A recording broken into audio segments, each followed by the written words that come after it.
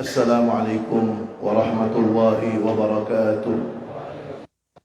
Allahumma salli ala sayyidina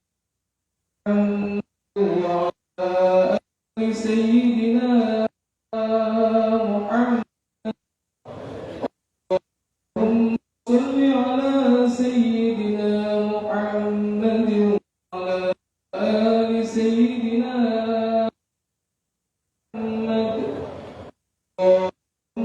صل على سيدنا محمد آل سيدنا محمد.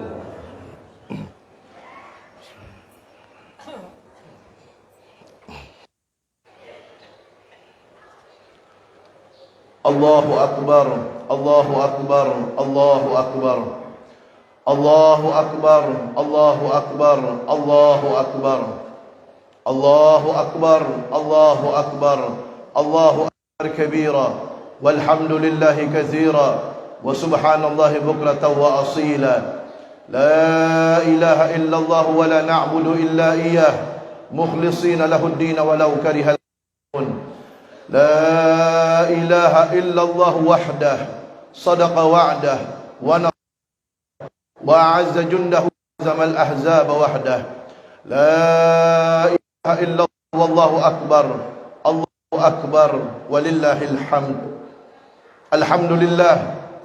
الحمد لله الواحد القهار العزيز الغفار مكور الليل على النهار تذكرة لأولي القلوب أشهد أن لا إله إلا الله وحده لا شريك له شهادة تنجي قائلها من النار وأشهد أن سيدنا ونبينا وحبيبنا محمدا عبده ورسوله حبيب الجبار اللهم صل على الأنوار وسر الأسرار وترياق الأغيار ومفتاح باب اليسار سيدنا محمد المختار وآله الأطهار وأصحابه الأخيار عدد نعم الله وإفضاله. أما بعد فيا معاشر المسلمين أوصيكم نفسي بتقوى الله اتقوا الله فقد فاز المتقون. قال الله تعالى في يا أيها الذين آمنوا اتقوا الله حق تقاته ولا تموتن إلا وأنتم مع المسلمين. Saudara-saudara jamaah putri yang dirahmati oleh Allah Subhanahu wa taala, di ini dan di masjid yang penuh dengan kebaikan ini, saya berwasiat kepada saudara-saudara sekalian untuk diri pribadi saya, bertakwalah kepada Allah Subhanahu wa taala. Takwa adalah imtithal wajib nawahi, yang melaksanakan perintah Allah, jauhi larangan-larangannya. Wajibkan semuanya. Rasulullah sallallahu alaihi wasallam sunnah, laksanakan semampunya. Jika itu akan banyak balasan yang akan diberikan oleh Allah Taala. Di antaranya Allah Taala berjanji dalam firman-Nya, "Wa may yattaqillaha yaj'al min amrihi yusra," yang artinya, dan barang siapa bertakwa kepada Allah, maka Allah akan beri kemudahan urusan dunia, terlebih-lebih urusan akhirat. Semua akan dimudahkan oleh Allah dengan takwa kepadanya. Allahu Akbar, Allahu Akbar, Allahu Akbar, walillahil hamd. Ma'asyiral muslimin wal muslimat rahimakumullah. Begitu cepat waktu ini berlalu dari hadapan kita. Rasa-rasanya baru saja kita memasuki bulan suci Ramadan, tetapi dengan terbenam hari kemarin disambut dengan lantunan takbir, tahmid dan tahlil, maka bulan yang penuh dengan barakah, bulan yang penuh dengan rahmat, bulan yang penuh dengan ampunan, bulan yang penuh dengan pembebasan api neraka, bulan yang di dalamnya ada malam yang ibadah di dalamnya lebih baik daripada 1000 bulan, bulan yang disabdakan oleh Nabi Muhammad sallallahu alaihi wasallam, Ramadan syahru ummati. Ramadan adalah bulannya umat saya. Karena seluruh kemuliaan, kebaikan, keberkahannya Allah khususkan untuk umat Nabi Muhammad sallallahu alaihi wasallam. Bulan yang disabdakan oleh Nabi Muhammad sallallahu alaihi wasallam, "Lau ya'lamun nas ma fi Ramadan minal yumni wal barakah, latamannau an yakuna haulan kamilan." Kata Nabi, kalau manusia tahu apa yang ada di bulan Ramadan dari kebaikan dan keberkahan, niscaya mereka akan berangan-angan 1 tahun semuanya dijadikan bulan Ramadan. Maka beruntunglah para umat Nabi Muhammad sallallahu alaihi wasallam yang mengisi hari-hari Ramadannya dengan apa-apa yang dianjurkan oleh Nabi Muhammad sallallahu alaihi wasallam. Karena hakikatnya mereka lah orang-orang yang berhak untuk mendapatkan Idul Fitri, hari raya di mana seseorang kembali kepada fitrahnya, kembali dilahirkan oleh ibunya tanpa dosa sama sekali. Hadirin, hadirat, muslimin, muslimat, saudara-saudariku yang dirahmati oleh Allah. Ramadan bagaikan suatu madrasah yang dengan itu Allah mendidik hamba-Nya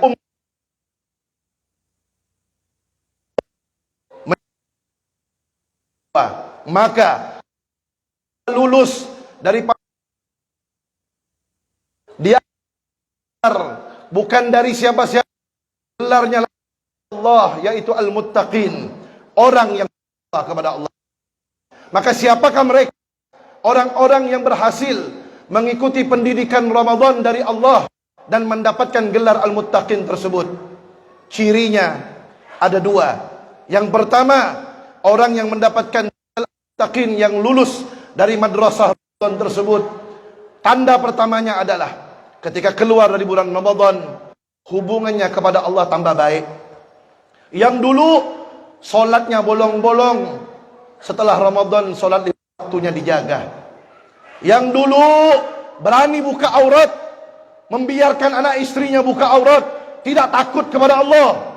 Setelah Ramadan dia takut, menjaga aurat dan memerintahkan sanaknya, khususan anak istrinya, untuk menutup auratnya. Sebelum Ramadan dia malas baca Al-Quran.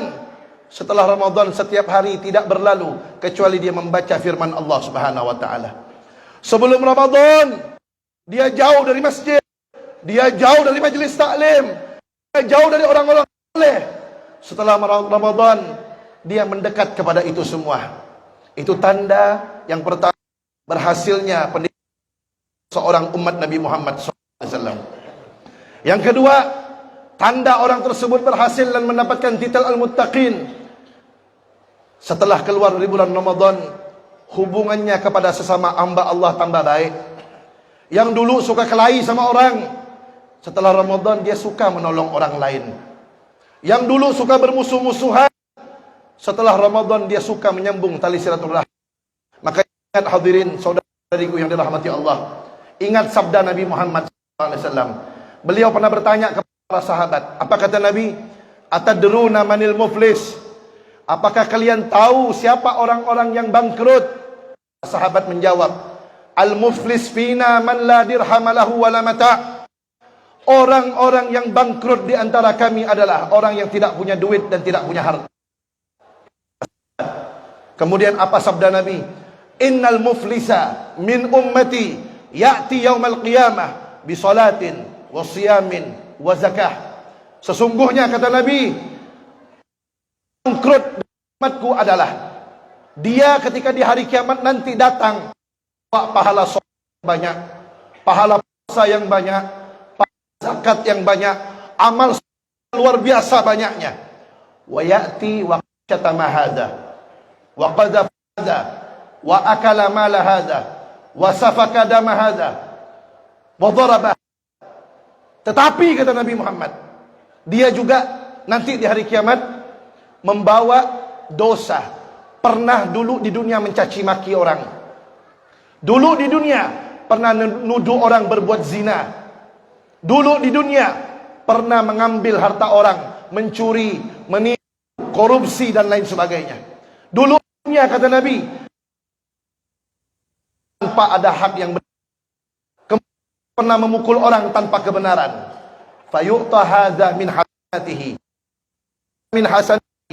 fa niyat hasanatuhu qabla an yuqda ma alaihi ukhidha min khatayahum faturihat alaihi thumma turiha finnar. Kemudian apa kata Nabi? Kebaikan-kebaikannya, pahala-pahalanya akan diberikan kepada orang-orang yang pernah dia zalimi itu.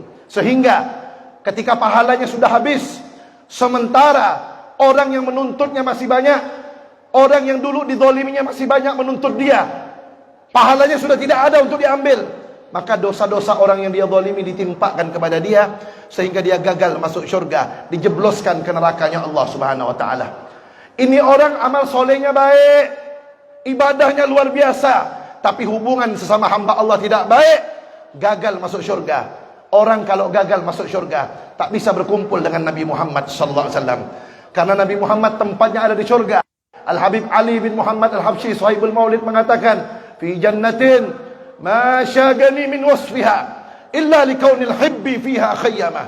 Saya tidak rindu masuk syurga karena nikmat-nikmatnya, tapi saya rindu masuk syurga karena di dalamnya ada kekasih saya Nabi Muhammad sallallahu alaihi wasallam. Orang kalau sudah gagal masuk syurga tidak bakal berkumpul dengan Nabi Muhammad sallallahu alaihi wasallam. Maka oleh sebab itu, selain kita memperbaiki hubungan kita kepada Allah, perbaiki juga hubungan kita kepada sesama hamba Allah. Makanya jangan bangga jadi bajingan hadirin, jangan bangga jadi preman, jangan bangga jadi jagoan. Makin banyak orang yang dizalimi, makin habis pahala kita. Kalau pahala tidak ada, dosa mereka ditimpakan kepada kita. Na'udzubillah min dzalik. Dan yang tidak kalah pentingnya, di dalam menjaga hubungan kita kepada sesama hamba Allah, yang paling penting adalah jaga, perbaiki hubungan kita kepada kedua orang tua kita. Seorang anak, apapun yang dia lakukan daripada amal soleh, tidak akan diterima oleh Allah, dan dia tidak akan mendapatkan ridho Allah kalau dia tidak mendapatkan ridho kedua orang tuanya. Maka oleh sebab itu, minta maaf, minta ridho, minta doa kepada orang tua. Adapun yang sudah meninggal orang tua, ziarahi kuburannya, doakan, tawassul kepada Allah, dan minta doa kepada orang tua. Walaupun sudah meninggal dunia, bahkan mereka kalau sudah meninggal dunia, lebih lagi perhatian kepada anak cucu dan darah dagingnya. Hadirin, apalagi di hari Jumat, jangan tinggalkan ziarah orang tua. Ada sebuah hadis yang disabdakan Nabi Muhammad SAW. Apa kata Nabi? Man zara qabra walidayh aw ahadahuma fi kulli jumu'ah ghufira lahu wa kutiba barran. Apa kata Nabi? Barang siapa yang menziarahi kuburan kedua orang tuanya atau salah satunya pada setiap hari Jumat, maka dosa dia diampunkan dan dia dicatat digolongkan menjadi anak yang berbakti kepada orang tuanya. Maka hadirin, ayo orang tua yang masih hidup bahagiakan, senangkan, jangan kecewakan, jangan dia buat menangis karena dia sedih akan perilaku kita. Buatlah mereka menangis karena bangga akan perbuatan baik yang kita lakukan. Tidak ada manfaatnya semua amal soleh yang dilakukan anak kalau tidak dapat ridho orang tuanya.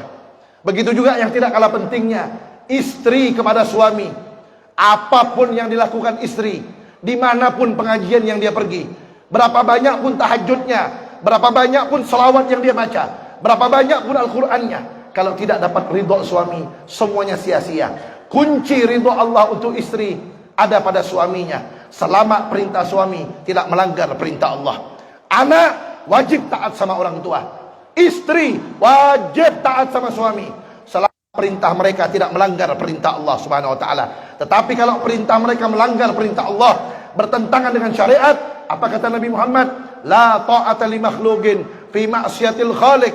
Tidak boleh taat kepada suatu makhluk pun kalau menyuruh untuk maksiat kepada Allah Subhanahu wa taala.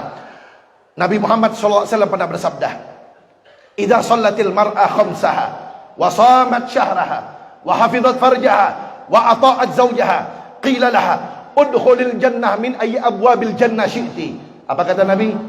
Apabila seorang wanita menjaga salat 5 waktunya, menjaga puasa Ramadannya, menjaga kehormatannya, auratnya ditutup, tidak berani berduaan dengan laki-laki yang bukan mahram, tidak berani bersentuhan dengan laki-laki yang bukan mahram, tidak berani keluar rumah tanpa izin suami, menjaga kehormatannya. Kemudian yang keempat, taat kepada suaminya. Apa kata Nabi Muhammad? Nanti di akhirat wanita seperti itu akan dipersilahkan oleh Allah untuk masuk syurga lewat pintu yang mana tinggal pilih. Pintu syurga itu ada 8. Istri yang mempunyai syarat 4 tersebut dalam dirinya, maka dia akan masuk syurga, bisa milih lewat pintu syurga yang mana saja. Tapi ingat, istri memang wajib taat kepada suami. Suami bagaimana kepada istri? Allah Ta'ala berfirman dalam Al-Quran, wa ashiruhunna bil ma'ruf. Dan kalian, hei para lelaki, perlakukanlah istri kalian, kata Allah, dengan baik. Dalam ayat yang lain Allah berfirman, walahunna mithlul ladzi alaihinna bil ma'ruf. Dan istri itu, kata Allah, berhak untuk diperlakukan baik sebagaimana mereka wajib memperlakukan suaminya dengan baik. Bahkan dalam hadis Nabi kita Muhammad SAW pernah bersabda, ma akraman nisa illa karim, wala ahanahunna illa laim. Yang artinya, tidaklah seorang lelaki memuliakan wanita, memuliakan istrinya, kecuali lelaki tersebut mulia di sisi Allah. Dan tidaklah seorang lelaki menghina istrinya, kecuali lelaki tersebut terhina, tercela di sisi Allah. Kalau menghina istri saja tercela, apalagi sampai memukul istrinya. Maka keluarga yang sakinah mawaddah warahmah adalah istri taat kepada suami selama perintah suami tidak melanggar perintah Allah. Suami perlakukan istri dengan baik kalau ingin dimuliakan oleh Allah Subhanahu wa taala. Allahu akbar, Allahu akbar, Allahu akbar walillahil hamd. Saya juga ingatkan hadirin hadirat untuk diri saya pribadi khususnya dan kepada antum sekalian. Masuk pada hari raya Idul Fitri ini, insyaallah semua dosa kita diampunkan oleh Allah Subhanahu wa taala. Tetapi jangan sampai kita buat dosa yang baru yang Sallallahu alaihi wasallam pernah bersabda dalam la an yut'ana si ahadikum bimikhyatin min hadid khairun lahu min an yamassa imra'atan la tahillu lahu. Jika kepala kalian ditusuk dengan paku besi, itu lebih ringan sakitnya daripada siksaan yang akan didapatkan seseorang yang bersentuhan kulit dengan lawan jenis yang bukan mahramnya. Kepala kita ditusuk dengan paku itu sakit hadirin, tetapi itu lebih ringan daripada siksaan yang akan didapatkan orang yang bukan mahram bersentuhan kulitnya. Dan itu banyak terjadi di kalangan kaum muslimin muslimat, terutama di hari raya ini. Maka jangan sampai kita sudah disucikan oleh Allah, tapi kita mulai dengan dosa, yang mana dosa itu sangat besar siksaannya dari Allah Subhanahu wa taala. Hadirin, saudara-saudaraku yang dirahmati oleh Allah. Para ulama berkata, laisal id bilibasin jadid wa innamal id man ta'atuhu tazid wa anil ma'asi ba'id. Bukanlah yang dinamakan hari raya itu hanya sekedar dengan pakaian baru saja, tetapi hari raya yang sebenarnya adalah ketika seorang hamba tambah taatnya kepada Allah dan tambah jauh dia dari maksiat kepada Allah Subhanahu wa taala. Itulah hakikat Idul Fitri yang sebenarnya. Bahkan Sayyidina Ali radhiyallahu anhu karramallahu wajha, Sayyidina Ali bin Abi Thalib berkata, "Kullu yaumin laha fihi fahuwa lana id." Setiap hari jika di dalamnya tidak bermaksiat Allah, tidak melanggar aturan Allah, maka itu sebenarnya adalah hari raya untuk kita, kata Allahu akbar, Allahu akbar, Allahu akbar walillahil hamd. Akhirnya hadirin hadirat, saudara-saudariku yang dirahmati Allah, di hari yang penuh dengan barakah ini dan di masjid yang penuh dengan kemuliaan dan keberkahan ini, mari sama-sama kita angkat tangan kita. Kita berdoa bermunajat kepada Allah. Ya Allah, di hari yang mulia dan di tempat yang penuh dengan barakah ini, kami sama-sama memohon, mengemis, meminta, bermunajat kepadamu. Berkah Nabi Muhammad SAW, berkah keluarga beliau, berkah sahabat beliau, berkah orang-orang soleh, terutama pendiri kota Pontianak Sultan Syarif Abdul Rahman Al-Gadri dan sultan-sultan yang lain. Ya Allah, kami mohon kepadamu, ampunkan segala dosa kami. Ya Allah, terimalah taubat kami, maafkan kesalahan kami. Ya Allah, ampunkan juga dosa kedua orang tua kami, ayah ibu kami. Ya Allah, yang telah membesarkan kami, yang telah mendidik kami, yang telah banyak berkorban untuk kami. Ya Allah, ibu kami. Ya Allah, ibu kami yang melahirkan kami dengan susah payah, ibu kami. Ya Allah, yang meregang nyawa ketika melahirkan kami, Tidak tidur malam ya Allah, kami menangis. Capek ya Allah menyusukan kami. Tidak jijik mencebokkan kotoran kami ya Allah. Ibu kami ya Allah, ampunkan dosa mereka. Ampunkan dosa ibu kami ya Allah. Angkat derajatnya ya Allah. Kumpulkan ibu kami bersama Nabi Muhammad. Ayah kami ya Allah, ayah kami yang susah payah membesarkan kami. Ayah kami ya Allah, yang capek mendidik kami. Ayah kami yang susah payah ya Allah menyekolahkan kami. Ampunkan dosa ayah kami ya Allah. Angkat derajatnya ya Allah. Kumpulkan bersama Nabi Muhammad. Ya Allah, di antara orang tua kami ada yang sudah meninggal dunia. Sekarang mereka berada di alam kubur ya Allah. Kami mohon, luaskan kuburan orang tua kami ya Allah. Terangkan kuburan orang tua kami. Ya Allah, lapangkan kuburan orang tua kami. Jadikan kuburan mereka taman dari taman syurga ya Allah. Jangan siksa orang tua kami ya Allah. Sayangi mereka, karena Engkau Maha Pengasih, Maha Penyayang. Bahagiakan mereka Allah, sebagaimana mereka membahagiakan kami ketika kami hidup di dunia ini ya Allah, sampai kami besar saat ini. Ya Allah, panjangkan umur orang tua kami yang masih hidup, guru-guru kami, anak istri, keluarga kami, serta orang-orang yang kami sayangi ya Allah. Ya Allah, jangan jadikan Ramadan kemarin Ramadan terakhir untuk kami ya Allah. Pertemukanlah kami kepada Ramadan-Ramadan berikut ya Allah, dalam sehat walafiat, taat ibadah kepadamu, dalam ridha dan keberkahanmu ya Allah. Ya Allah, kami rindu untuk salat tarawih lagi ya Allah. Kami rindu untuk sahur lagi ya Allah bersama keluarga. Kami rindu ya Allah untuk sama-sama berbuka puasa. Kami rindu ya Allah untuk bertadarusan bersama ya Allah. Kami rindu suasana ibadah di bulan Ramadan ya Allah. Izinkan kami ya Allah, pertemukan kami pada Ramadan-Ramadan nantinya ya Allah, dalam sehat walafiat, taat ibadah kepadamu ya Allah. Ya Allah, jadikanlah kami hamba yang selalu taubat kepadamu ya Allah. Jauhkan kami, anak cucu kami, keluarga kami, murid-murid kami, orang yang kami sayangi ya Allah, dari segala macam hal-hal yang tidak Engkau ridhoi. Dari narkoba, dari minuman keras, dari perzinahan, dari pergaulan yang tidak baik, daripada hal-hal yang tidak Engkau ridhoi ya Allah. Ya Allah, kami mohon kepadamu, jadikanlah kami hamba-hamba yang selalu Engkau ridhoi dari dunia sampai akhirat. Berkahi kehidupan kami dan mereka semua ya Allah, dari dunia sampai akhirat. Ya Allah, kami mohon kepadamu, jangan Kau haramkan mata kami ini untuk bisa melihat wajah indah Nabi Muhammad. Jangan Kau haramkan badan kami ini ya Allah untuk bisa memeluk badan mulia Nabi Muhammad. Izinkan kami ya Allah, orang tua kami yang kami sayangi, guru-guru kami, anak istri, keluarga kami, orang-orang yang kami sayangi semuanya ya Allah masuk syurga bersama Nabi Muhammad. Dan ya Allah, kami mohon, izinkan kami ya Allah sebelum kami meninggalkan dunia yang fana ini dapat bermimpi Nabi Muhammad sallallahu alaihi wasallam. Ya Allah, kami mohon kepadamu, berkahilah Indonesia dan rakyat Indonesia ya Allah. Jauhkan Indonesia dan rakyat Indonesia dari segala macam musibah, bencana, malapetaka dan wabah penyakit ya Allah. Rabbana atina fid dunya hasanah wa fil akhirati hasanah wa qina azaban nar. Ya Rabbi bil Mustafa balligh maqasidana waghfir lana ma madha ya wasi'al karami. Wa sallallahu ala sayyidina Muhammad wa ala alihi wa sahbihi wa sallam. Walhamdulillahil alamin. Inna sanal kalam kalamullahil malikil allam. Wallahu subhanahu wa ta'ala wa bi'tadil muhtad.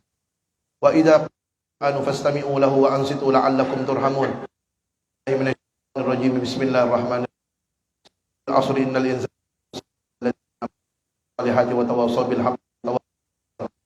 Allahu li wa lakum bil Qur'anil azim. Nafa'ani wa iyyakum bima fihi minal ayati wadh dhikril hakim. تقبل مني ومنكم تلاوته إنه هو السميع العليم. أقول قولي هذا وأستغفر الله العظيم لي ولكم ولوالدينا ولمشايخنا ولجميع المسلمين والمسلمات والمؤمنين والمؤمنات فاستغفروه إنه هو الغفور الرحيم.